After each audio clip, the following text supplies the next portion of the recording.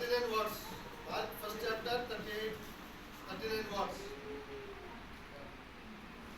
ఆయన ఇతర సమీప గ్రామంలోనూ నేను ప్రకటించినట్లు వెళుదాము రండి. ఇందు నిమిత్తమే కదా నేను బయలుదేరి వచ్చినని వారితో చెప్పాను. ఇందు నిమిత్తమే కదా నేను బయలుదేరి వచ్చిందని వారితో చెప్పాను.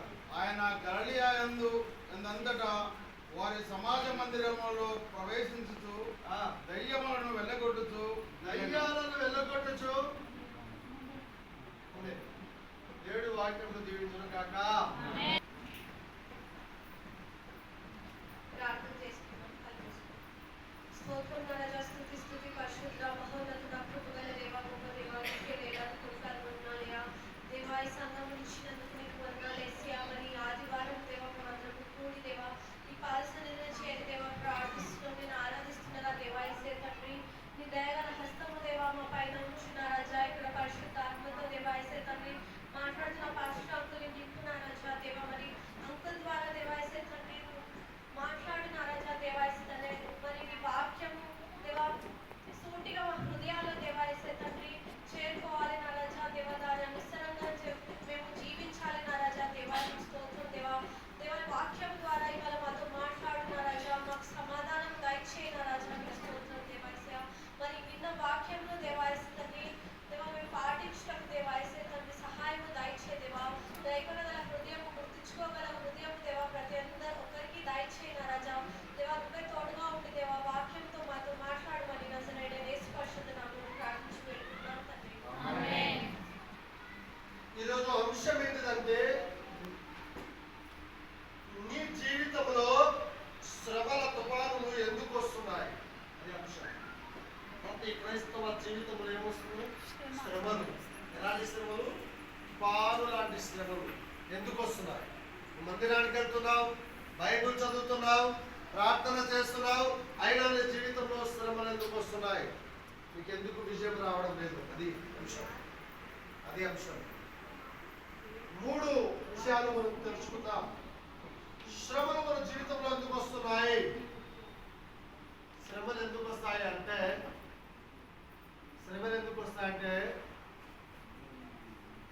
మనం చేసే మిస్టేక్ వల్ల శ్రమలు వస్తాయి. ఆమేన్. అంటే తప్పు, మనం చేసే మిస్టేక్ వల్ల శ్రమలు వస్తాయి. ఎవరికైనా అలా వచ్చినాయా బైబిల్లో? అంటే దావీదు మహారాజు. ఎవరికి? దావీదు మహారాజు బెత్షెబాతో పాపం చేసినప్పుడు ప్రతి చోట ఓడిపోయాడు. ఏం చేశాడు? ఓడిపోయాడు. అభిషేకం ఉంది, రాజే, దేవుడు హృదయానుసారుడే అనుకున్నాడు. నేను దేవుని హృదయానుసారుడను, దేవుని అభిషేకం నాకు ఉంది, అభిషేకం ఉంది, దేవుని హృదయానుసారుడు, నేను తప్పు చేస్తే దేవుడు నన్ను ఏమన్నాడు అనుకున్నాడు. కానీ దేవుడు ఊరుకోలేదు. అపజయములు ఎదురైనాడు. ఏమైంది? అపజయము. మానవుని జీవితంలో ఓడిపోవడానికి, కార్యం జరగకపోవడానికి, ఆ శ్రమలు రావడానికి ఒక కారణము ఏంటిదంటే మనం చేసే మిస్టేక్. ఆ మిస్టేక్ మనం చేసి వదిలిపెడతాము, ఆ మిస్టేక్ మనం చేసి మర్చిపోతాము. కానీ ఆ మిస్టేక్ వల్లనే అపజయాలు, సమస్యలు మనం వెంటాడుతూ ఉంటాయి. సొలొమోను కూడా అదే తప్పు చేశాడు. సొలొమోను సొలొమోనుకు కూడా దేవుడు అభిషేకం ఇచ్చాడు, బలం ఇచ్చాడు. ప్రపంచంలో ఎవరికి లేని బలం ఇచ్చాడు, ఎవరికి లేని అభిషేకం ఇచ్చాడు. తల్లిదండ్రుల మాట వినన్నాడు, సేవకుని మాట వినాలంటే సేవకుని మాట వినలేదు, తల్లిదండ్రుల మాట వినలేదు, దేవుని మాట కూడా వినలేదు. తన జీవితంలో బలాన్ని పోగొట్టుకున్నాడు. బలం ఇచ్చాడు కదా, ఈ జుట్టులో బలం ఇచ్చాడు కదా, నేను ఏం చేసి నడుస్తుంది అనుకున్నాడు. ఒక్క మిస్టేక్ తన పతనానికి నాంది పలికింది. కాబట్టి మనం జాగ్రత్తగా ఉండాలి. ఆమేన్. ఎలా ఉండాలి? జాగ్రత్తగా కదా.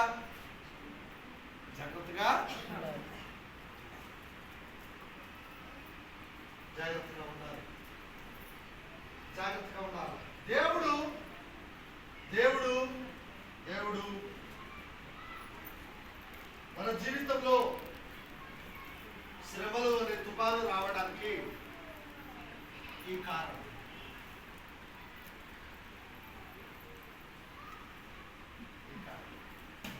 దావీదు పాపం చేసినప్పుడు దావీదు ఏం చేశాడంటే ఆ పాపాన్ని ఒప్పుకున్నాడు, ఆ పాపాన్ని వదిలిపెట్టాడు. ఆమేన్. ఒప్పుకున్నాడు ఆ పాపం. అయ్యా, నాలో నుండి నీ ఆత్మను తీసేయండి, నాలో అపజయమే కలుగుతుంది, విజయం దాచే నువ్వు లేకుంటే, నీ ఆత్మ లేకుంటే, నీ అభిషేకం లేకుంటే నాకు విజయం అనేది రాదు.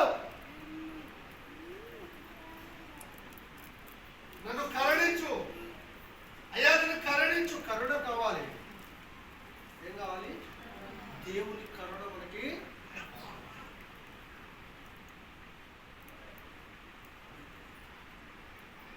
చాలా మంది నాకెందుకు వస్తున్నాయి శ్రమలనే ఇదిలో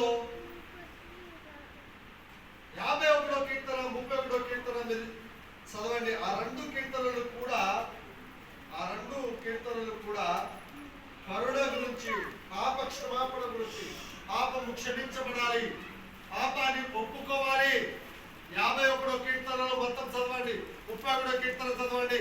మనం పాపాన్ని ఒప్పుకోవాలా? Psalms 51:31. ఓకే, పాపము నుండి విడుదల చేయాలని దేవుని యొక్క వాక్యము స్పష్టంగా చెబుతుంది. రైట్.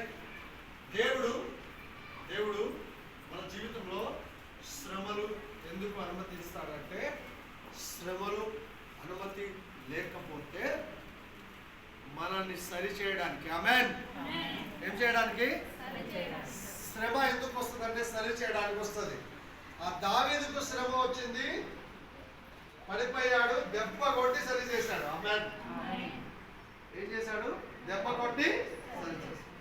సొలొమోను మిస్టేక్ చేశాడు, తనకు కూడా శ్రమ వచ్చింది, దెబ్బ కొట్టి సరి చేశాడు. దెబ్బ కొడతాడు, నష్టం జరుగుతుంది. దేవుడు దెబ్బ కొట్టేది ఎవరి కోసం? నీ కోసమే, నీ బాగు కోసమే, నీ మంచి కోసమే, నిన్ను సరిచేయడం కోసమే, నీ కుటుంబాన్ని, నీ జీవితాన్ని సరిచేయడం కోసమే దేవుడు దెబ్బ కొడతాడు. వాక్యం అర్థమవుతుందా? ఎందుకు? మనకంటే ముందు భక్తులను దేవుడు దెబ్బ కొట్టి సరి చేస్తాడు. వారు సరి అయ్యారు, విజయము సాధించారు. ఆమేన్. మన జీవితాన్ని సరి చేసుకోవాలి, మన విశ్వాసాన్ని సరి చేసుకోవాలి, మన ప్రార్థనను సరి చేసుకోవాలి, మన ప్రవర్తనను సరి చేసుకోవాలి, మళ్ళీ నిలబడాలి. ఆమేన్. విశ్వాస జీవితంలో నుండి పడిపోకూడదు, ఆత్మ జీవితంలో నుండి పడిపోకూడదు, ప్రార్థన జీవితంలో నుండి పడిపోకూడదు. నేను నాకు మ్యారేజ్కి వెళ్ళాను. మాస్టర్ గారు ఏమని వాక్యం చెప్పారంటే, ఒక్కరికి ఒక భార్య ఉండాలి. ఆమేన్. ఎంతమంది? ఒక భార్య ఉండాలా, ఒక భర్త ఉండాలా. ఇది నియమం దేవుడు పెట్టింది. ఆమేన్. అందుకే ప్రతి ఒక్కరికి ఒక భార్యని ఇచ్చాడు దేవుడు. ఆమేన్. ప్రతి ఒక్కరికి ఒక భార్య ఇచ్చాడు. ఒక్కరికి ఒక భార్య ఉండాలా. కానీ ఈ రోజుల్లో చాలా మంది భార్యలు ఉన్నారు కదా. యవనస్తులు కూడా రీసెంట్ గా జరిగిన రియల్ స్టోరీ చెప్తా. యవనస్తులు కూడా ఒక అబ్బాయినే ప్రేమిస్తే ఈయననే ప్రేమిస్తా, ఈయననే పెళ్లి చేసుకుంటా అని ఉన్నారు. యవనస్తులు 3, 4 ఎంతమంది ప్రేమిస్తారో వాళ్ళకే తెలియదు. రీసెంట్ గా వరంగల్ డిస్ట్రిక్ట్ నెక్కొండ ఏరియాలో జరిగిన స్టోరీ చెప్తున్నా. ఏం జరిగిందంటే, ఒక అబ్బాయిని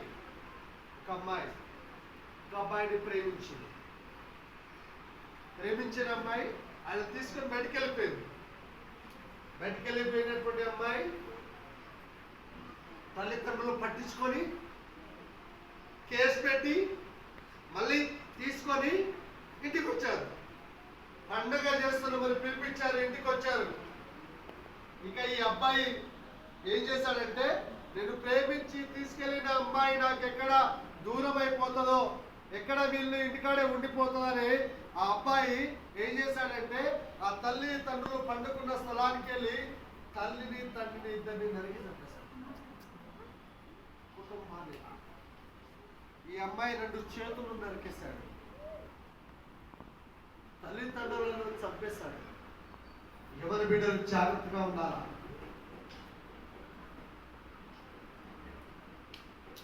ఆ అమ్మాయి ఇక్కడ దక్కదేమో అని ఎందుకు వాళ్ళకి స్థానం ఇవ్వాలి మనము?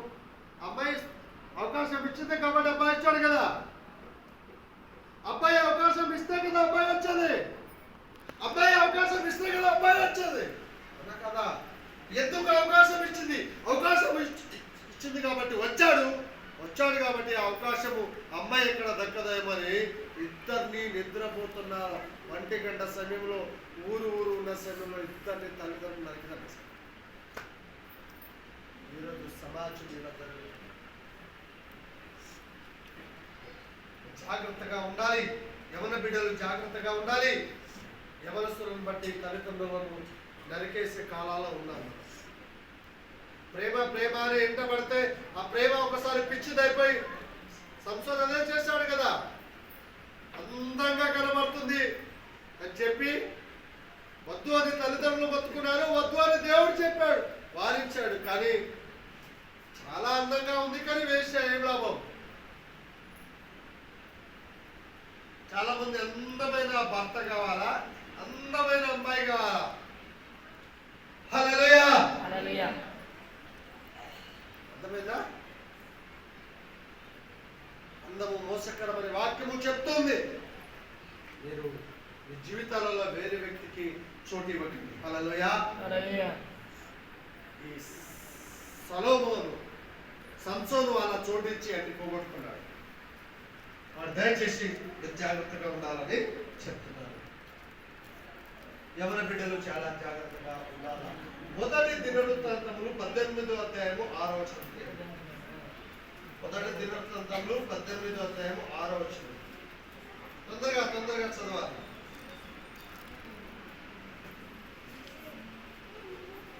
మొదటి దినవృత్తాంతములు 18వ అధ్యాయము 6వ వచనం చదవండి.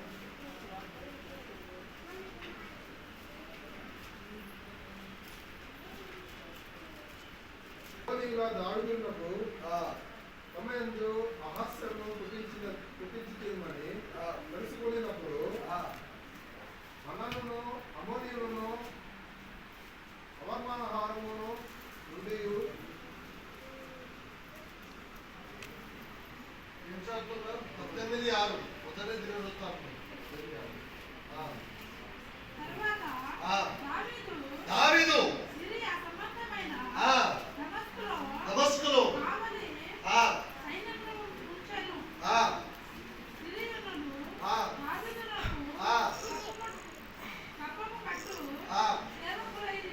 సేవకులైరి. ఈ ప్రకారంగా దావీదు పోయిన చోటనెల్లా యెహోవా అతనికి సహాయము చేయుచున్నాడు. ఆమేన్. పడిపోయిన దావీదు, శ్రమల పాలైపోయిన దావీదు పాపమును ఒప్పుకున్న తర్వాత దేవుడు అతనికి సహాయం చేశాడు. హల్లెలూయా. అయ్యా నేను పడిపోయినా, నా జీవితంలో ఆత్మీయ జీవితంలో పడిపోయినా,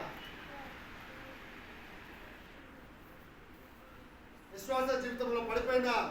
ఒకప్పుడు బాగా ప్రార్థన చేసేవాడిని, ఒకప్పుడు బాగా ఆత్మ ఉండేది, ఒకప్పుడు బాగా విశ్వాసం ఉండేది. ఇప్పుడు ఆత్మలో నుండి పడిపోయినా అని అనుకుంటే దేవుని కరుణను అడుగు.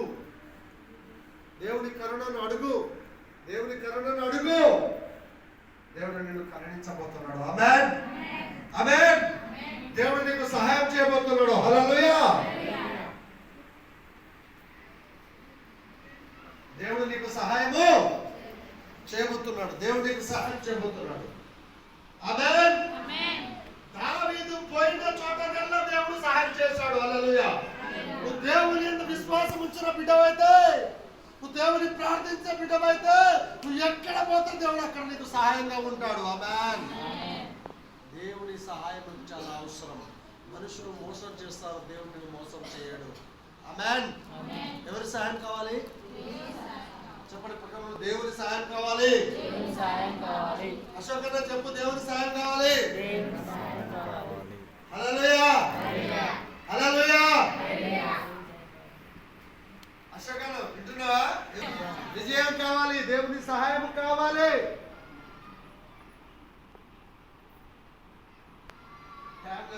ఇంకో వచనం చెప్తున్నాను. దేవుని కాపుదల కావాలి. ఏం కావాలి? కాపుదల కావాలి. కాపుదల కావాలి. 2 సమూయేలు 18వ అధ్యాయము 2 సమూయేలు 8వ అధ్యాయము 14వ వచనము. 2 సమూయేలు 8వ అధ్యాయము 14వ వచనం తొందరగా చదవండి. 8:14.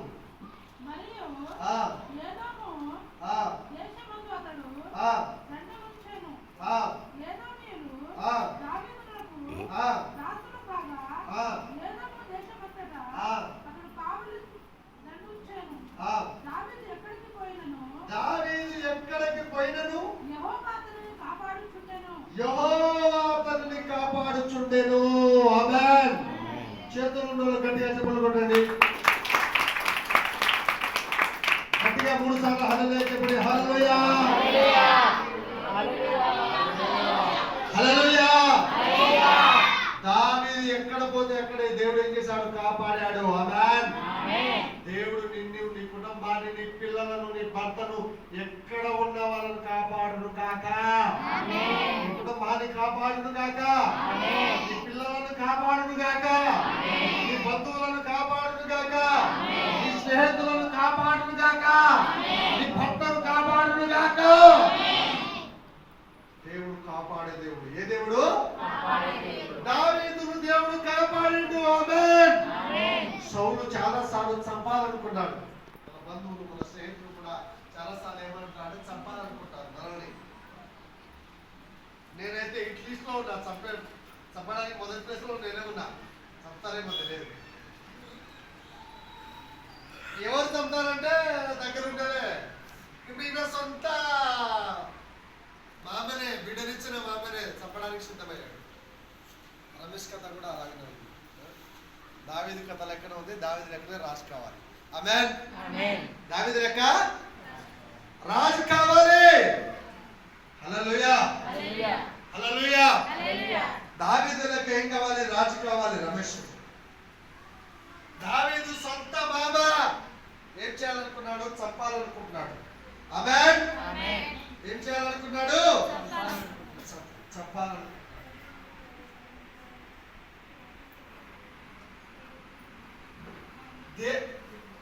దావీదు మామ చంపాలనుకున్నాడు, దేవుడు కాపాడాలనుకున్నాడు. ఆమేన్.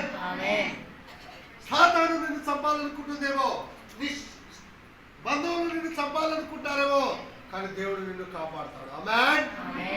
దావీదును కాపాడినట్టు ఆయన ఎక్కడ పోతే అక్కడ ఆయన దేవుడు కాపాడాడు. నిన్ను కూడా కాపాడతాడు. ఆమేన్ ఆమేన్. నిన్ను కూడా కాపాడతాడు. కాపుదల అని అంటే ఎందుకు శ్రమలు వస్తాయంటే, ఎందుకు కాపుదల దేవుడికి కావాలి అంటే, ఎందుకు కాపుదల కావాలంటే చాలా మంది అపార్థం చేసుకుంటారు కదా. నా మొదటి ఇట్లా ఇట్లా బాబు కొంచెం చూద్దాం.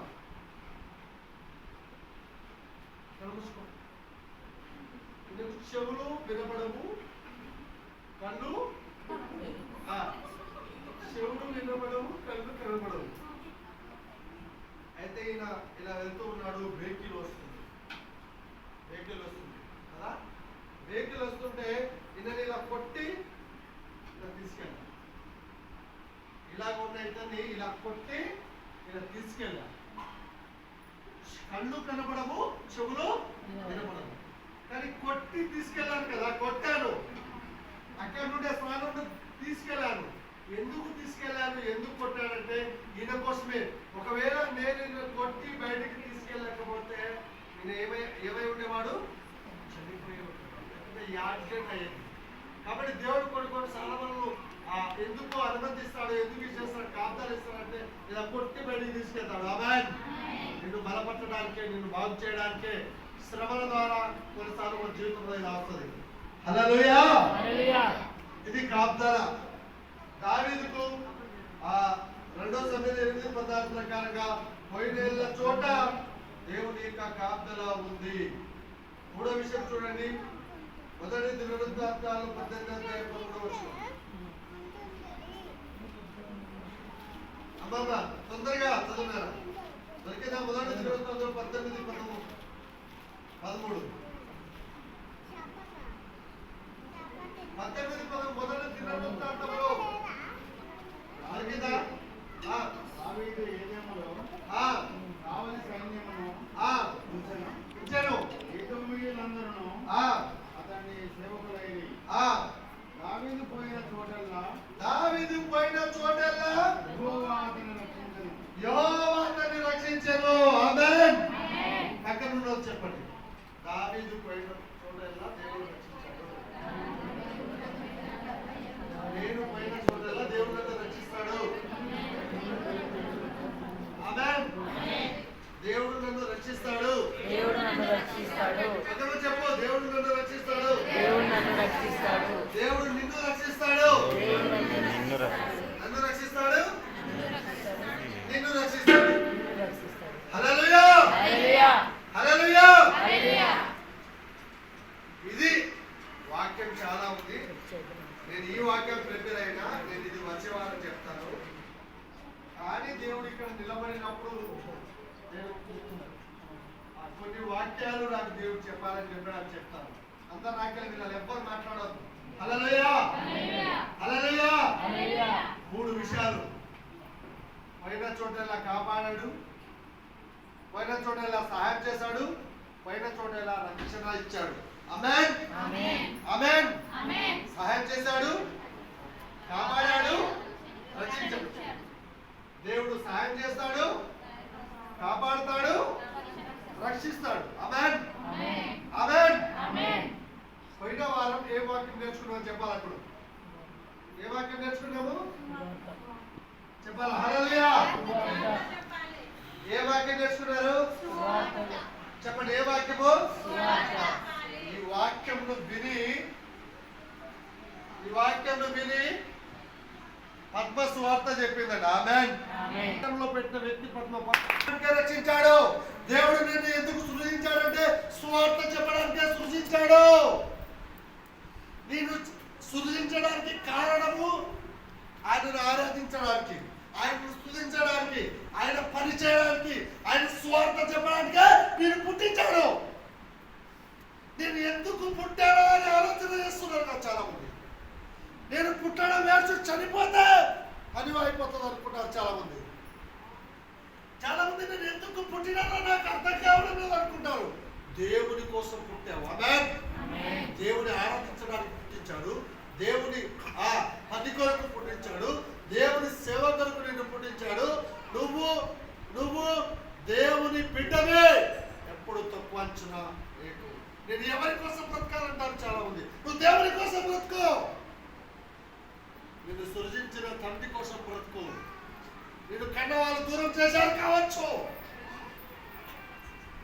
కట్టుకున్న భర్త దూరం చేశాడు కావచ్చు, కన్నవారు దూరం చేశారు కావచ్చు. ఎవరి కోసం బ్రతకాలి అంటే యేసయ్య కోసం బ్రతకాలి. గట్టిగా చెప్పగలరా? ఎందుకు? ఇందు నిమిత్తమే నేను వచ్చాను. ఎందు నిమిత్తం పుట్టాలంటే ఆయన కోసమే. ఆమేన్. ఎవరి కోసము? యేసయ్య, నజరేయుడైన యేసయ్య కోసమే నిన్ను పుట్టించాడు. ఆయన ఆరాధించడానికి పుట్టించాడు, ఆయన పని చేయడానికి పుట్టించాడు, ఆయన సేవ చేయడానికి పుట్టించాడు. యేసు ప్రభు జీవించిన రోజులలో ప్రతి గ్రామానికి వెళ్ళాడు, ప్రతి పట్టణానికి వెళ్ళాడు. అక్కడికి వెళ్ళి సువార్తను ప్రకటించాడు. ఆమేన్. ఏం చేశాడమ్మా? నువ్వు కూడా సువార్త ప్రకటించాలి. హల్లెలూయా. ఏం చేయాలి? సువార్త ప్రకటించాలి. సువార్త ప్రకటించడమే కాదు, సువార్త ప్రకటించు దయ్యాలను కూడా వెలగొట్టాడు. ఆ మాట ఉందా సార్? చదువుతారా? ఏమన్నా అక్కడ? ఆయన సమాజ మందిరములో ప్రకటించుచు దయ్యాలను వెళ్ళగొట్టాడు. ఆమేన్. దయ్యాలను వెళ్ళగొట్టాడా లేదా? పాస్టర్ ఒక్కరే ఇక్కడ దయ్యాలలో కొడుతున్నాడా? మనసు పాస్టర్ ఏం లేదండి, దేవుడే దయ్యాలలో కొట్టాడు. హల్లెలూయా. ఎవరు ఎలా కొడుతున్నారు? నథింగ్. నాకు చదువు లేదు, జ్ఞానం లేదు, శక్తి లేదు, బలం లేదు, ఆరోగ్యం లేదు, కానీ అన్ని దేవుడే చేస్తున్నాడు. నాదేమి ఒక పాత్రను, నేను ఒక పాత్రను వాడుకుంటున్నాడు ఆయన, అంతే. ఆయన నిలబడకపోతే, ఆయన కార్యం చేయకపోతే వట్టివాడిని నేను. ఆయనకి మహిమ, ఆయనకి ఘనత. ఆమేన్. ఆమేన్. హల్లెలూయా. హల్లెలూయా. హల్లెలూయా. హల్లెలూయా. యేసు ప్రభు కూడా సమాజ మందిరంలో దయ్యాలను నిలబెట్టాడు. ఆమేన్. ఆమేన్. నిలబెట్టాడా లేదా?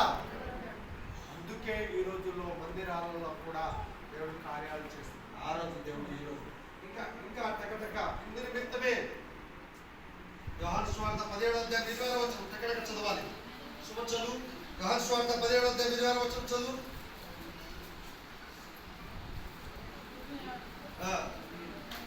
17:20. నీవు నా యందు ఉంచిన ప్రేమను వారి యందు ఉండునట్లును నేను వారి యందు ఉండునట్లును వారికి నీ నామమును దేవుని నామం తెలియజేయాలట. హల్లెలూయా. ఏ నామము? యేసు నామం తెలియజేయాలి. ఏం చేయాలి? ఏం చేయాలి?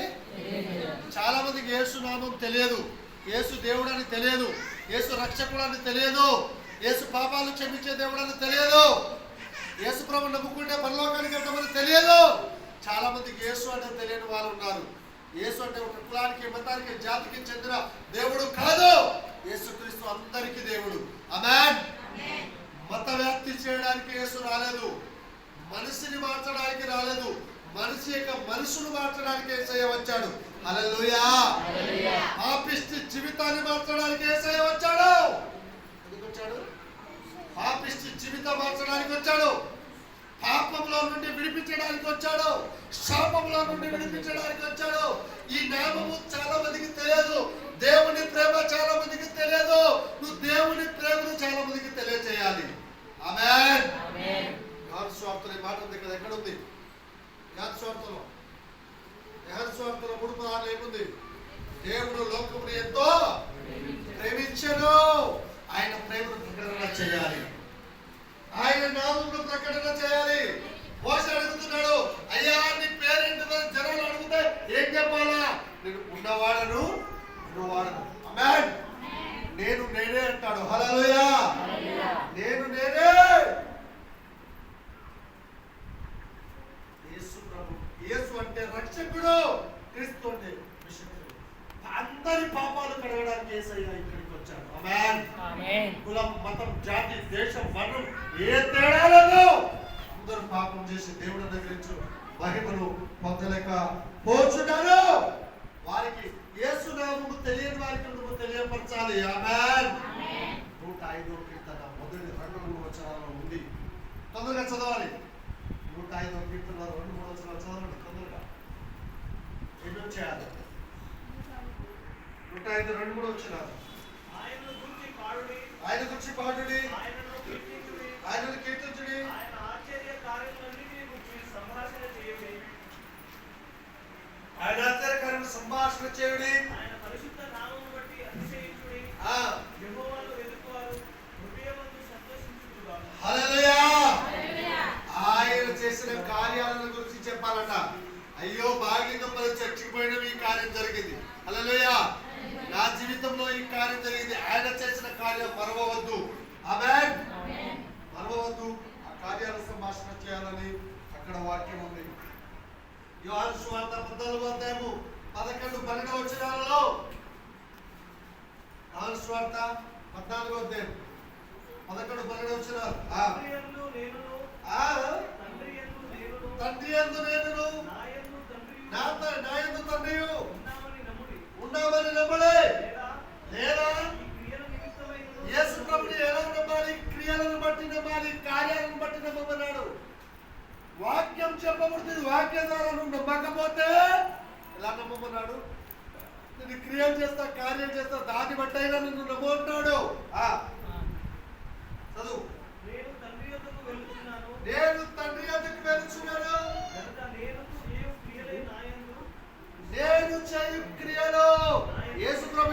క్రియ చేశాడో ఆయనను నమ్మిన బిడ్డలు కూడా ఆ కార్యాలు చేస్తారట. ఆమేన్. గట్టిగా చెప్పులు కొడతారా మీరు? సంతోషంగా గట్టిగా చెప్పులు కొడతారా? యేసు ప్రభు లాంటి కార్యాలు మనం చేయాలా? ఆమేన్. ఆమేన్.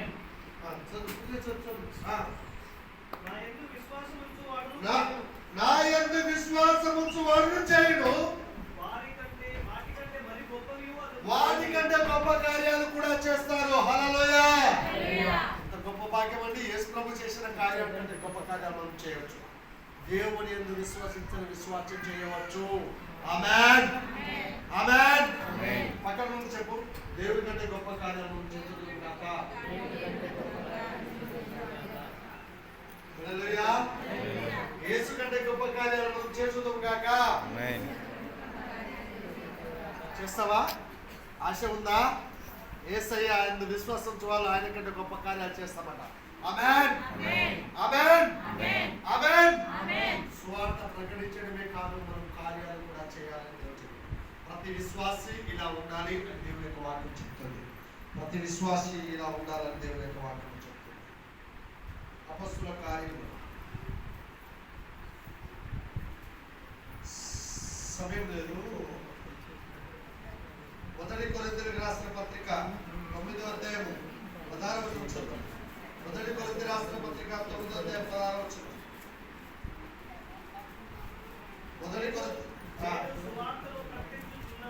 నేను సువార్తను ప్రకటించుచున్నాను, నాకు అతిశయ కారణము లేదు.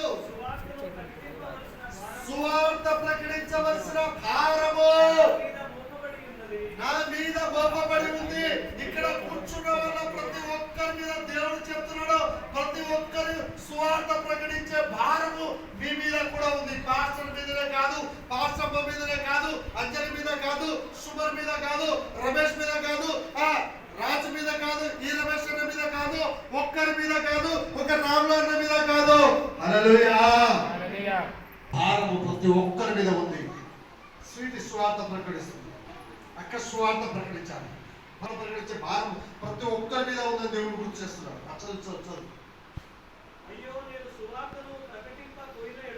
చాలా మందికి ఎందుకు శ్రమలు వస్తున్నాయి అంటే సువార్త ప్రకటిస్తలేరు. మీరు సువార్త ప్రకటించండి, శ్రమలు పోతాయి. ఆమేన్. పోతాయా? సువార్త ప్రకటించకపోతే శ్రమట. ఏం ప్రకటించకపోతే? రాములన్న ఏం ప్రకటించకపోతే? ఏం ప్రకటించాలి? సువార్త. ఏ వార్త? సువార్త ప్రకటించాలి. యేసు ప్రభు నిజమైన దేవుడు. నీ పాపం కోసం, నా పాపం కోసం పుట్టాడు, చనిపోయాడు, సమాధి చేయబడ్డాడు, తిరిగి లేచాడు. ఆయన రక్తం ద్వారా పాపం కడగబడుతుంది. ఆయన నామములో మనకు రక్షణ ఉంది. ఆయన నమ్ముకుంటే పరలోక రాజ్యం ఉంది, లేకపోతే నిత్యము నరకం ఉండదని ప్రతి ఒక్కరికి చెప్పాలి. ఇదే స్వార్థ. ఇదే స్వార్థ. స్వార్థ ప్రకటించకపోతే శ్రమ. ప్రతి ఒక్కరు స్వార్థ ప్రకటించాలి. మొదటి కొరింథీ 3:15 చదువు. మొదటి కొరింథీ 3:15 వచ్చినారు.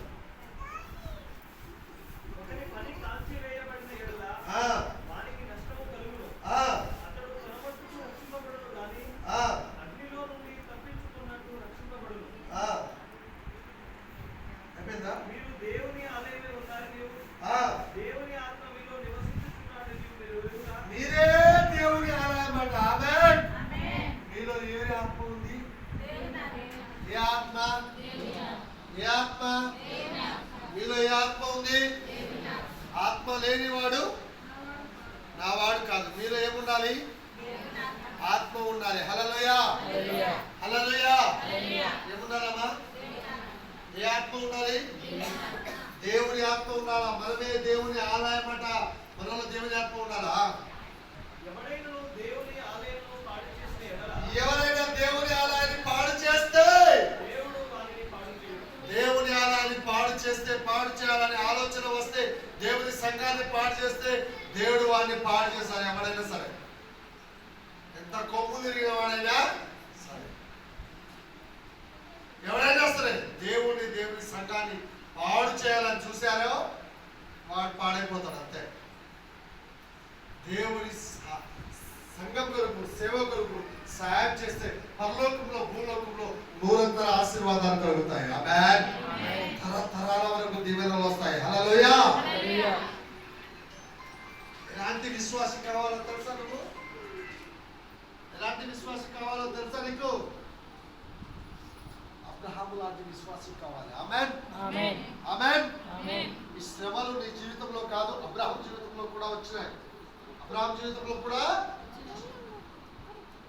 దేవుడు అబ్రహామును శ్రమల గుండా, అవమానాల గుండా, నిందల గుండా, శ్రమల కోలిమిల గుండా తీసుకెళ్ళాడు. తీసుకెళ్ళి అబ్రహాం గారు తీసుకెళ్ళి ఇక పిల్లలే పుట్టననే స్థాయిలో కుమారుడిచ్చి ఆ కుమారుడు పెరుగుతూ పోతే ఎలాంటి పరీక్ష చూడండి. పెరుగుతూ పోతే ఎందుకు శ్రమ క్రిస్టియన్ జీవితంలో అనుమతిస్తాడంటే చూడండి, ఆ కుమారుడు పెరుగుతూ పోతే ఒకరోజు యేసయ్య దేవుడు ప్రత్యక్షమై అడుగుతాడు. ఏమని అడుగుతాడు తెలుసా? బాగున్నావా అబ్రహాం? బాగున్నాను.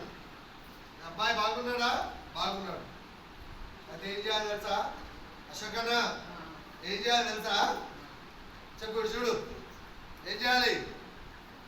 ఏం చేయాలంటే నీ కొడుకును నాకు బలి ఇవ్వాలన్నాడు. ఇస్తా ప్రభువా.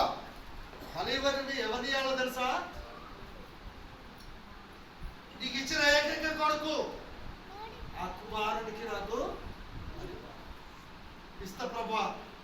ఇంటికి వెళ్ళిపోయాడు. రాత్రి మొత్తం నిద్ర వస్తలేదు. పొద్దున్నే భార్యకి చెప్తున్నాడు, అమ్మా రొట్టె తయారు ఎడిపోతావు. ఆయన పిలిచిండు. ఏం చేయాలట? బలి ఇవ్వాలట. ఎవరిని అడుగుతారా? భర్త బలి ఇవ్వాలంటే అడగరు కదా. రొట్టెలు తయారు చేయి. రొట్టెలు తయారు చేస్తున్నాడు. భార్య రొట్టెలు తయారు చేస్తుంది. ఈయన కట్టెలు కొడుతున్నాడు. పని వాళ్ళు వస్తున్నారు. అయ్యా నువ్వు నేనే కట్టెలు కొట్టాలా? కట్టెలు కొట్టాడు.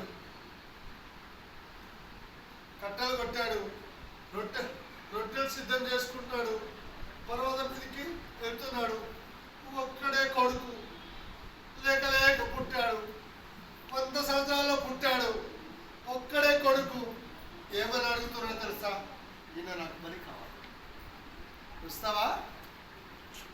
యేసుప్రభు కానుక ఏమంటేనే ఏము, యేసుప్రభు సమయం ఏమంటే ఏము, యేసుప్రభు ప్రార్థన చేయమంటే చేయం, బైబిల్ చదవమని చదువు, మందిరానికి రామంటే సేవ చేయమంటే చేయం. యేసుప్రభు అబ్రహాము ఒట్టిగా విశ్వాసులకు తండ్రి కాలేదు. ఒట్టిగా కాలేదు. విశ్వాస పరీక్షలు అనేకం నెగ్గాడు. యేసుప్రభు తనను కిరీటం పెట్టడానికి శ్రమలు వస్తాయి. ఏం చేయడానికి? ఆయనకి కిరీటం ఇవ్వాలనుకున్నాడు. గొప్ప స్థాయిలో తీసుకెళ్ళాలని అనుకున్నాడు. ఆయన గొప్ప చేయాలనుకున్నాడు.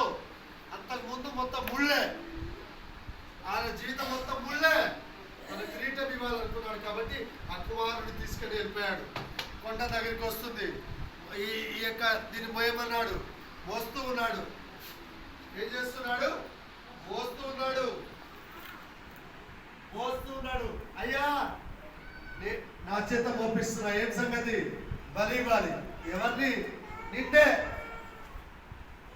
అనగానే ఆ కొడుకు ఎంత ఉలికి పడతాడు. ఆ తండ్రి ఎంత ఏడ్చి ఉంటాడు. ఆ కొండ మీదకి తీసుకెళ్తున్నాడు. ఎక్కడికి తీసుకెళ్తున్నాడు? కొండ మీదకి తీసుకెళ్తున్నాడు. ఆ కొడుకు చెప్తున్నాడు, అయ్యా వట్టిగా నువ్వు నరికావనుకో నేను పుట్టుకోలేను. కాలు చేతులు కట్టేయాలి. కాలు కట్టేసిండు, చేతులు కట్టేసిండు. ఎక్కడికి? ఇంత పెద్ద బలిపీఠ మీద పడుకోబెడుతున్నాడు. ఆయన ఎంత లావున్నా, ఎంత పొడుగున్నాడు, అంత పొడుగు బలిపీఠం సిద్ధం చేశాడు. అక్కడ అతన్ని ఇచ్చేసి ఒక్కసారి అబ్రహాము కత్తిలా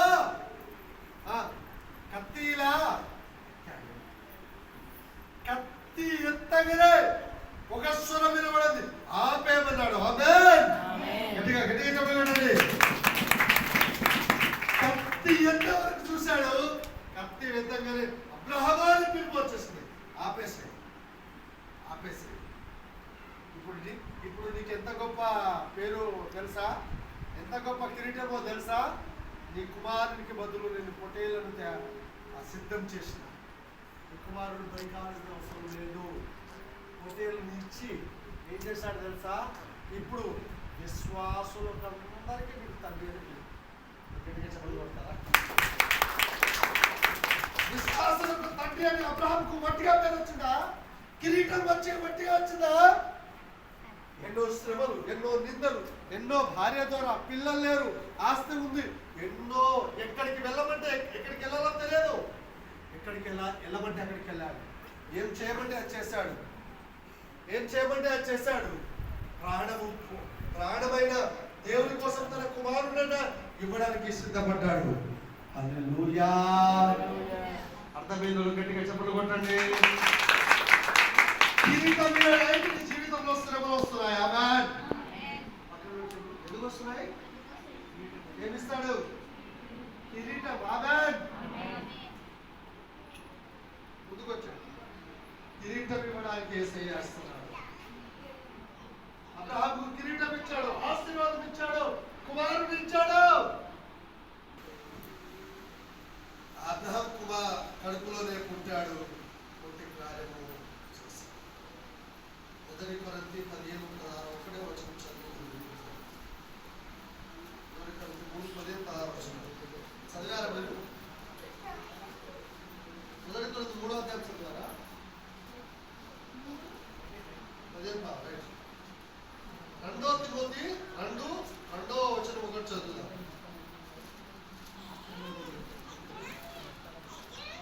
2 తిమోతి 2:2 మీరు అనేక సాక్షుల ఎదుట నా వలన వినిన సంగతులను ఇతరులను బోధించుటకు సామర్థ్యము గల నమ్మకమైన మనుషులకు అప్పగింపుము. ఆమేన్. దేవునికి అబ్రహాం లాంటి నమ్మకమైన వ్యక్తులు కావాలి. ఆమేన్. ఎవరు కావాలి? అబ్రహాం లాంటి నమ్మకమైన వ్యక్తులు ఈ సేవలో, ఈ సంఘంలో నమ్మకంగా ఉండాలి. మోషే ఆయన ఇంట్లో నమ్మకమైన వాడు. హల్లెలూయా. మోషే గురించి దేవుడు ఏం సాక్ష్యం చెప్తాడు తెలుసా? నా ఇంట్లో నమ్మకం. ఈ సేవలో, ఈ సంఘంలో నేను నమ్మకమైన విశ్వాసాన్ని నువ్వు చెప్పగలుగుతావా? చెప్పగలుగుతావా? నమ్మకమైన సేవ, నమ్మకమైన పరిచర్య ప్రభు చేస్తుంది. నీ జీవితంలో ఇస్తాడు. ఇంకో చోట ఇంకొక వాక్యం ఉంది. దేవుడు ఈ పరిచర్య వట్టిగా కాదు, ఈ పరిచర్య వట్టిగా కాదు. నువ్వు చదవలేదు అబ్బాయి ఆ వాక్యము. ఈ పరిచర్య వట్టిగా చదివే. మరియు దేవుడు పౌలు చేత విశేషమైన అద్భుతాలను చేయించాడు. ఆయన శరీరంలో అట్లా చేతి గుడ్డలు తగులుతే నడికట్లు రోగులకు తెస్తే రోగాలు వాళ్ళని విడిచాయి. ఆమేన్. దయ్యాలు కూడా వదిలిపెట్టాయి. గట్టిగా చెప్పబడతారా? ఆ రోజు సేవకుల ద్వారా ఇలాంటి కార్యాలు జరిగినాయి. ఈ రోజు కూడా అలాంటి కార్యాలు జరుగుతాయి. వరం ఆ రోజు ఉంది, ఈ రోజు ఉంది. దేవుడు ఆ రోజు ఉన్నాడు, ఈ రోజు ఉన్నాడు. రక్షణ ఆ రోజు ఉంది, ఈ రోజు ఉంది. గట్టిగా చెప్పబడతారా? పౌలు యేసు ప్రభు దేవుడు కాదని క్రిస్టియన్స్ అందరినీ చంపిన వ్యక్తి. అలాంటి వ్యక్తిని మార్చి ఆయన చేత గొప్ప గొప్ప కార్యాలు చేయండి. పౌలు సువార్త విశేషంగా ప్రకటించాడు. అనేక సంఘాలు కట్టాడు. పౌలు ఆత్మవరాలు పొందుకున్నాడు. నేను సువార్త చెప్పాలి, పౌలు లెక్క వాడబడాలి. ఈ సంఘంలో నమ్మకంగా పరిచయం చేయాలా? ఏ సంఘంలో? ఈ సంఘంలో నమ్మకమైన పరిచయం చేయాలా? నేను కూడా సువార్త చెప్తాను, నశించిపోయిన ఆత్మలు చెప్తాను అనే వాళ్ళు ముందుకొచ్చాడు. దేవుడు ఈరోజు నాతో మాట్లాడాడు. నా యందు విశ్వాసం ఉంచువాడు నాకంటే గొప్ప కార్యాలు చేస్తానన్నాడు. అది నాకు కావాలనే వాళ్ళు, నేను కూడా సేవ చేస్తా అనే వాళ్ళు ముందుకు వచ్చేయండి. నేను కూడా ఉన్నానయ్యా అనే పాట పాడుతుండగా కార్యక్రమం సమర్పించుకుందాం. కళ్ళు మూసుకుందాం, ప్రార్థన చేద్దాం. ప్రభువా, ఈరోజు నాతో మాట్లాడినందుకు వందనాలు, స్తుతులు, స్తోత్రములు. ఒక విశ్వాస జీవితంలో గొప్పగా కావడం కోసమే శ్రమలు, పరీక్షలు, వేదనలు నాయన నువ్వు చెప్పినట్టు ఏ విశ్వాసి చేస్తాడో వారి జీవితంలో గొప్ప కిరీటం, గొప్ప కార్యం, గొప్ప మేలు చేస్తాడు. అబ్రహాము జీవితం ద్వారా మాట్లాడిన విధానమును బట్టి వందనాలు. సువార్త సేవ గురించి పౌలు సువార్త ప్రకటించకపోయినా ఎడల శ్రమ అని చెప్పాడు. అవును నాయనా, సువార్తను మర్చిపోయామేమో, సంఘాన్ని మర్చిపోయామేమో, సేవను మర్చిపోయామేమో, సేవకుడు ద్వారా అనేక కార్యాలు ప్రభు చేస్తున్నా మర్చిపోయామేమో ఈ సంఘాన్ని. ప్రభు ఈరోజు మాతో మాట్లాడారు. అయ్యా, నా యొక్క విశ్వాసం చూడడం నాకంటే గొప్ప కార్యాలు చేయమన్నావు. నన్ను కూడా పౌలు లెక్క వాడుకో. ఒకప్పుడు పౌలు నాస్తికుడు, యేసుప్రభు దేవుడే లేడని హత్య చేసిన వ్యక్తిని పౌలుతో మాట్లాడినట్టు ఈ లోకంలో అనేకులతో సౌలులుగా ఉన్నారు. వాళ్ళందరినీ పౌలులుగా మార్చి అనేక సంఘాలు కట్టండి. మా సంఘాన్ని కూడా కట్టి విస్తరింపజేసి విశ్వేషమైన అద్భుతమైన కార్యాలు, ఆశ్చర్యాలు, అద్భుతాలు మా సంఘం ద్వారా జరిగించి ప్రతి ఒక్కరు సువార్తను ప్రకటించే భారాన్ని మాకు అనుగ్రహించమని యేసు నామములో వేడుకుంటున్నాం.